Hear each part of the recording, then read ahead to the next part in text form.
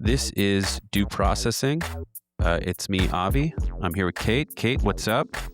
Hey, Avi, how you doing? Good to All good to hear good. your voice. You too. And today we are joined by Paul Boden. Paul is the director of the Western Regional Advocacy Project, which is a collective of 11 homelessness community organizing groups. Paul, welcome. Yeah, good morning. Thanks for having me on. Kate, do you want to set the table for this convo? Yeah, I'd love to. Paul, maybe first just talk about rap. I call it rap. I'm not sure if that's right or not, but can you talk about the work that you all do? RAP is the Western Regional Advocacy Project. We formed about 20 years ago. Actually, we just had our 20th anniversary party. Um, and it was created by a bunch of local community organizations that were coming from and addressing issues of homelessness in LA and San Francisco and Seattle and Portland and the idea was to collectivize our experiences, our voice, our priorities, to identify the common threads in the organizing work that was happening in Skid Row and in Portland, Oregon, and in Seattle, and like really push collectively. And now we're in 11 cities. When we started, it was like six um, a common message around criminalization, around the human right to housing, around the fact that we're addressing homelessness 42 years later with sweeps. And now we're getting militarized in how we're doing our sweeps. So, like, it was like a clarion call of, like, this is fucked up. This is wrong. And we're going to fight and we're going to fight it with every breath we got. I mean, I've been doing this 42 years. I don't care. I'll do it another 42 years. Like this is about our community and about our lives and about our right to exist in public spaces without fear of police harassment, private security harassment, or now the National Guard kicking our butts. We need to collectivize our priorities and our voices and our experiences. And we need to build an organizing campaign that is truly of and about the communities that we're based in. We're not talking about those homeless people. We are that community and we need to be speaking for ourselves. The last thing poor people need is another freaking leader. So the first thing we did was the Without Housing report to show the connection between the massive housing cuts during the Reagan trickle down economic revolution and the advent of contemporary homelessness in the early 80s. And as soon as FEMA started funding shelters, we started seeing police sweeping homeless people out of public spaces under the pretext that there's actually an alternative and a decent place for them to go. And we knew damn well that wasn't true. And that is proven to be true, that we were right. Shelters ain't going to end homelessness. Nothing ends homelessness like a home. There's so much here that I wanna get into, but I do wanna start with, like, a historical perspective. I mean, you mentioned a lot. Talk about sort of the origins in this country of modern day homelessness, what we've seen. You mentioned the Reagan cuts to affordable housing, but could you just sort of start us back in 1980? Well, I mean, you gotta remember we've had poverty for forever. Homelessness is a manifestation of an extreme and incredible poverty. And you can call it low income, very low income, extremely low income. You can categorize people all you want. Poor people are ending up out in the street in droves. And when you look at what happened during the Reagan era, and we look at that period mainly because it was 1982, late 82, early 83, that cities across the country started getting FEMA money because they had a crisis. And emergency shelters opened up across the country. They were deemed temporary emergency shelter facilities. Well, that was 1983, folks. You can't be talking about emergency and temporary when you're talking about 43 years later. Like, this was about housing policy and cuts to affordable housing, which is cuts to poor people's housing, while tripling the tax write-offs for home ownership. It's a neoliberal economic policy that's played out where all housing should be generating income for corporate and wealthy Americans. And any housing that is going to poor people is something that we can't afford. So we do 100 something billion in homeowner tax subs or housing subsidies through tax write-offs. And we do 20 billion and 30 billion, and we're cutting that now. And we continue to see this incentivizing profit in the development of affordable housing, and it's putting poor people out in the street in droves. One of the things that we are talking about on this podcast is the idea of policing or police officers and incarceration as the go-to solution for seeing people existing outside. What are your kind of reactions to that large subject in the context of homelessness? When we were putting together a sort of organizing plans around the criminalization issue, we went out and did 1,900 documented street outreaches, asking consistent questions in 12 cities and 5 different states just about policing. And in the course of doing those surveys, 82% had been arrested, cited, or harassed for loitering. 76% for sitting on a sidewalk, 79% for sleeping. So when you realize that the top three criminal, quote unquote, offenses that people are being targeted with, standing still, sitting down, and sleeping. Those are not anything that people would say, oh, that's a criminal offense. But it's how the policing apparatus works, because it isn't that you're standing still. It isn't that you're sitting down. It's that we see you. And we did some research with UC Berkeley Law. There are 19 laws on the books in California where a cop can jack you up even though you're doing absolutely nothing to merit police intervention, just by virtue of the activities that you're conducting in public spaces. So, local governments have long look at anti-Oki laws in sundown towns and Basurero Treaty and Japanese American exclusion laws. Like, this country has a long freaking history of using incredibly discriminatory police enforcement in order to rid communities of people that those in power deem to be unsightly, unwanted, unsanitary, unsafe, whatever label they want to attach. It's just they want to get the hell rid of us. And the us isn't just unhoused people. And that's the crux of our organizing campaign. They've been using these laws historically, and they use them continually, and they use them against buskers and young kids hanging out on the corner if they're a certain color.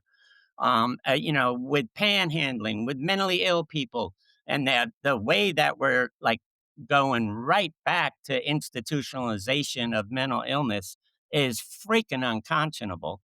And it's a pattern and practice of local governments just wanting to say, I don't we don't want these people. These people. It's never nobody that's ever written a sit law like Gavin Newsom has ever thought for a second that they might be criminalized if they sat down on a sidewalk. So they write these laws. They know damn well the laws ain't going to apply to them, and then they push enforcement.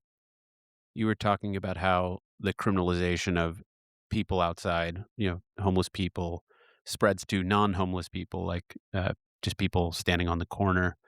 I would add to that the kind of idea that's used of people outside who, as a kind of motivating factor for criminalization of even just larger behavior, right? Like, mandatory prison sentences for drug offenses motivated by the idea that there's a unhoused population, right? That's the point in someone's vision, right? Or that's the the kind of advocacy that's being used to then spread criminalization in other respects, right? For people Yeah, with housing. and no one should think that these laws were created for homeless people. These laws have been on the books for a really long time, and it's the enforcement patterns that shift depending on the target of the month or the target of the year or the era. Sit lie laws originally, the very first ones, were targeted towards gay and lesbian people in the Castro and hippies in Haight Ashbury. We shouldn't be naive enough to think, oh, well, that's about unhoused people. No, it ain't. It's about human beings. And it's about us as a community because we weren't the first targets. We are the current targets and we won't be the last targets. And that's why these laws, we wrote the Right to Rest Act. We ran it in Colorado, California, and in Oregon. And all the bill says is you cannot criminalize people for standing still, sitting down, sleeping, or eating in a non obstructive manner. If they are not obstructing anything, you cannot criminalize them. We ran that bill 9 times over 10 years across those 3 states, and we got our butts kicked every single time, and we're gonna keep running it because it the organizing behind it has been massive and has been beautiful. The opposition has been the League of Cities and local governments and police departments talking about how these laws, these arbitrarily enforced laws against standing still or sitting down, are a tool in their toolbox. Understand they see these laws as a tool in their toolbox.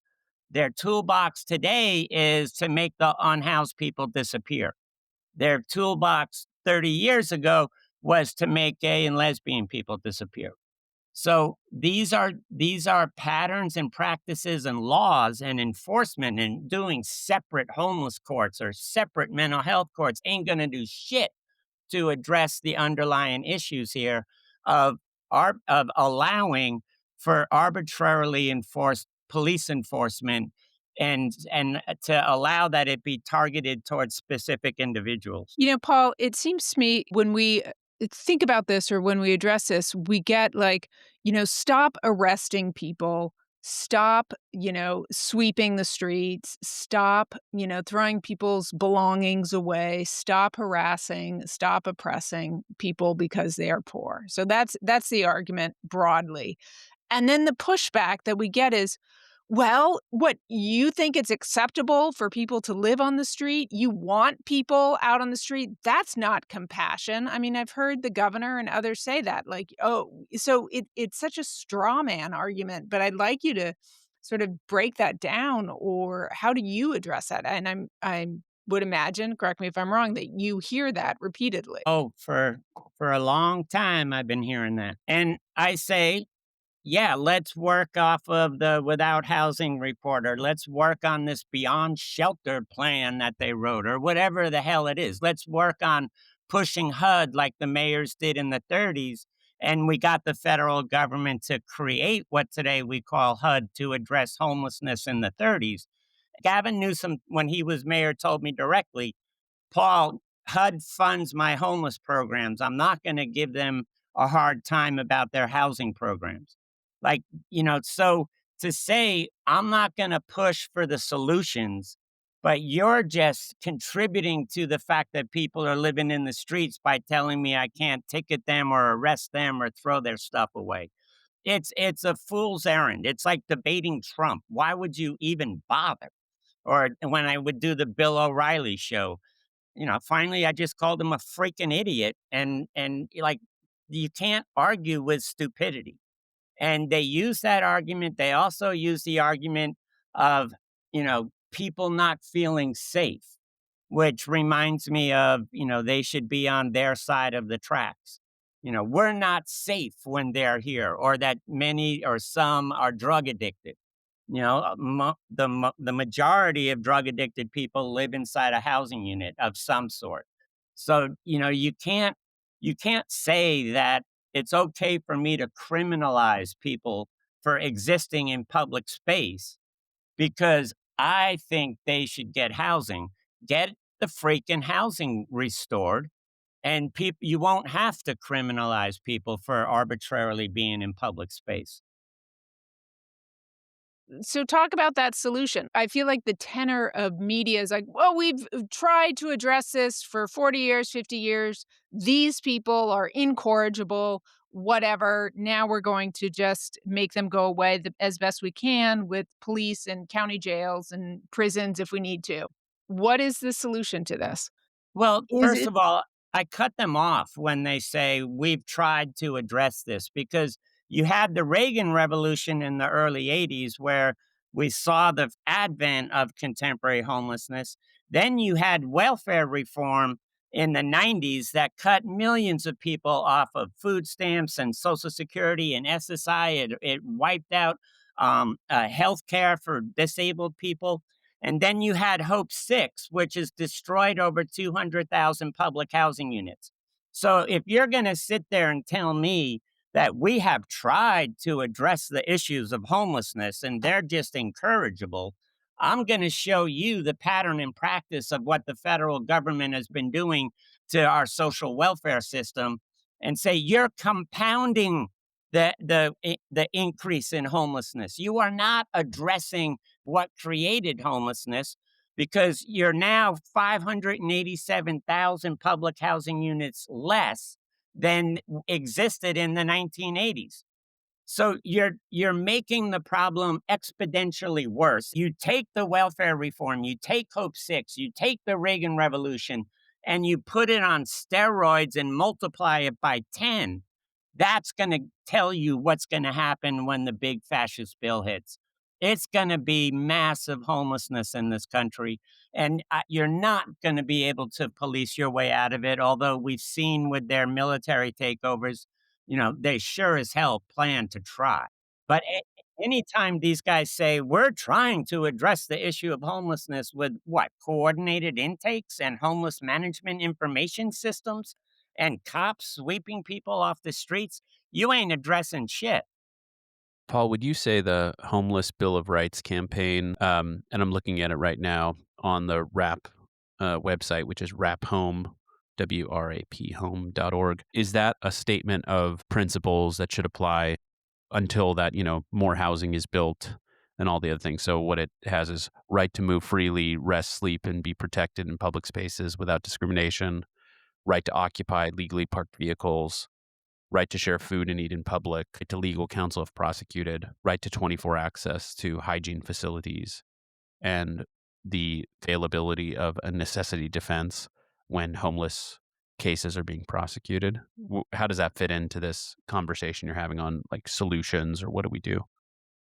I mean, some of those demands and goals and aspirations of the Right to Rest Act and the Homeless Bill of Rights campaign directly are applied to the issue of homelessness or impact like the 24-hour access to hygiene.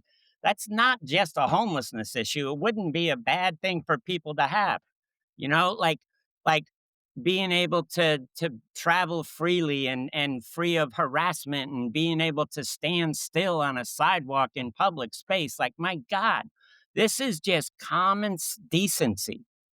And all it's saying is human beings should be retreated with dignity and respect. And when you treat people with dignity and respect, 9 times out of 10, that's what you're gonna get back from them. And so if we could set up a governance system where education and healthcare, and the ability to live in a decent place and the ability to have a living income, like, how are those considered bad for anyone? The more people in our community that are healthy and educated and well housed and can afford to live in a capitalist system, the better off we all are. So we feel like that should be a core tenet of what it means to be a government with a community of human beings. Paul, you mentioned this massive federal bill and projected a prediction of what it's going to do to homeless populations. Can you kind of talk through your thinking about kind of if there's certain key, especially damaging components of the bill what those are and how they're going to play out? Well, I mean, the estimates are, several million people are gonna lose their access to healthcare. That's gonna kill people. Like, it's not even just about homelessness at this point. It's about survival. The feds announced today they ain't using their supplemental funds to extend the food stamps that people are, like, the chump change food stamp program that people are using to sustain themselves. This is, and if you look at USAID, where over 90,000 children have died because of the cuts, these guys don't care. We're talking 40 million people that are going to be impacted either through the HUD programs, through the food stamp programs, through the Medicaid programs, through the Social Security office closures, and spending hours waiting to just get told something when you have to call into them.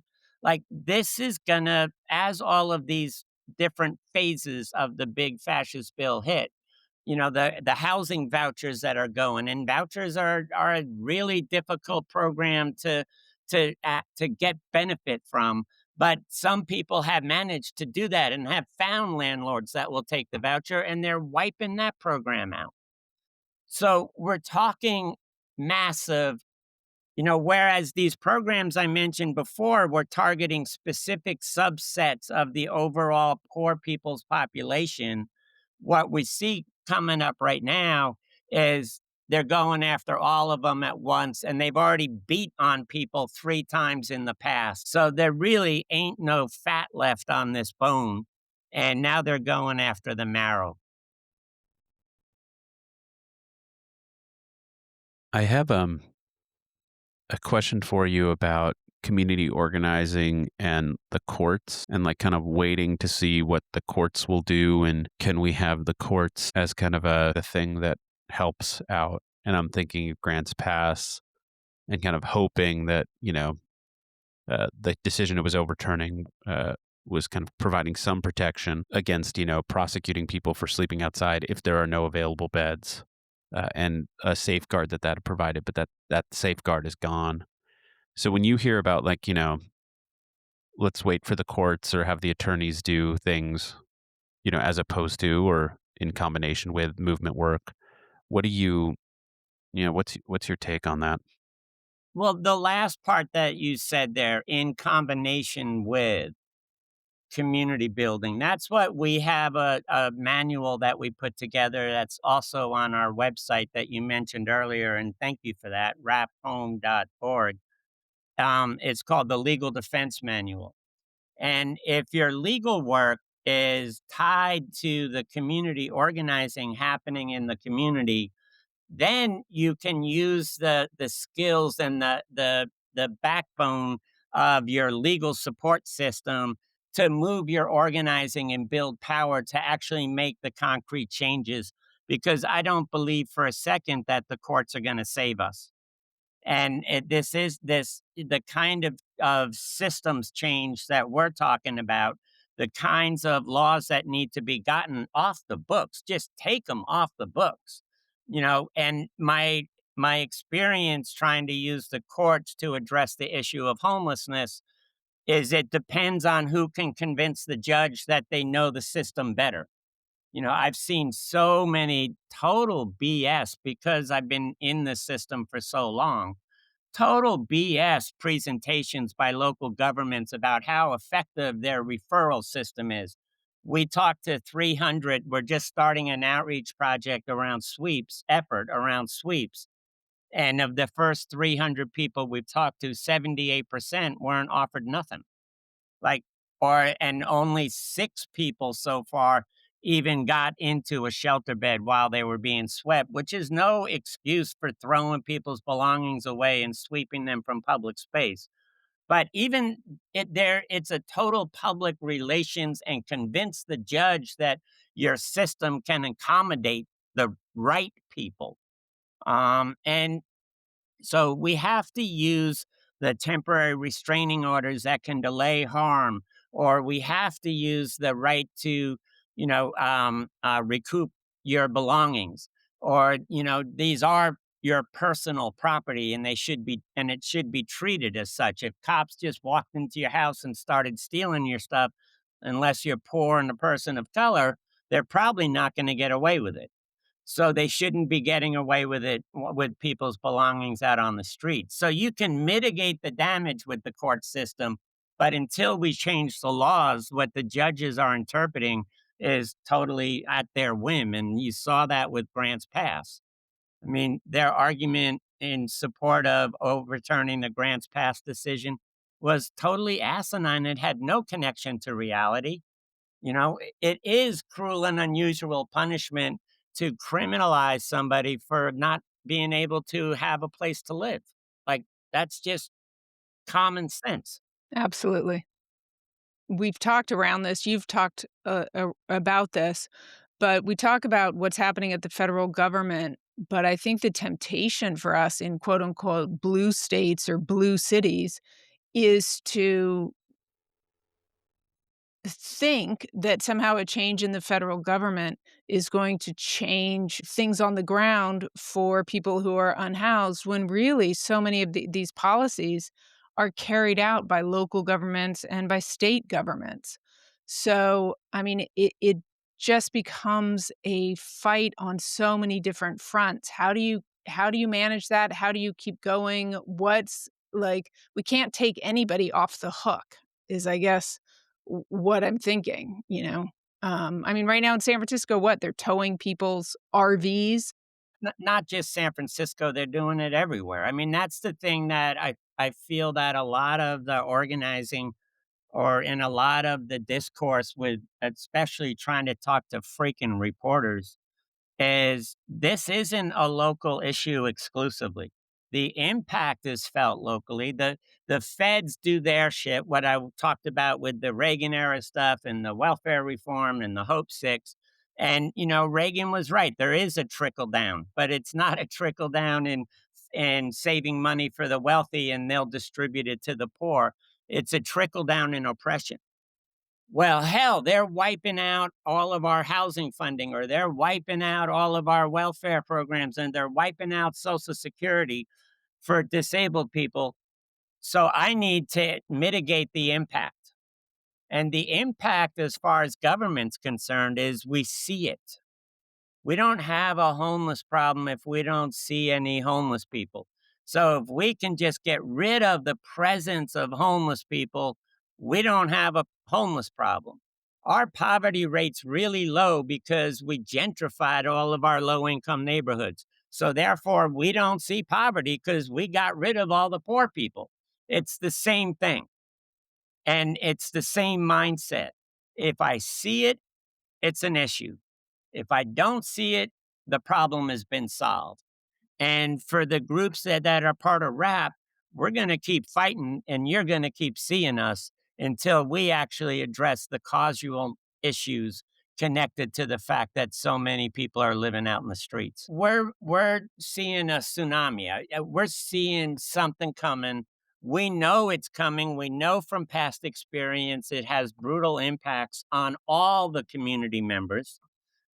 So think of it in the context of us and not the homeless or, the disabled or the seniors. Think of it in terms of the things that benefit us as a community are the things that we should be banding together and fighting for. And that's where it comes down to access to quality education, good health care, a decent place to live for people. Because the organizing can't afford to be siloed when we're talking about this broad band of impacts that we're going to see with the big fascist bill. And we need to gear up. This is serious times. Paul, can you tell us how people should be thinking about organizing and action in this time? Like, And one of the things that has been building um, is that the context of organizing with a mutual aid component to it. Right. And because that's the level of survival that we're getting to. We have to love each other and we got to take care of each other. And we need to understand that legal support, mutual aid, a blanket, a sleeping bag, a car tow, giving somebody so they can get their car back after it's been towed. Like, that's all about building community power, and it's all important. Amen. I think that's a great place to end this conversation. Paul Boden, thank you so much for joining us on Due Processing. Yeah, thank you both very much. It was good to see you both again.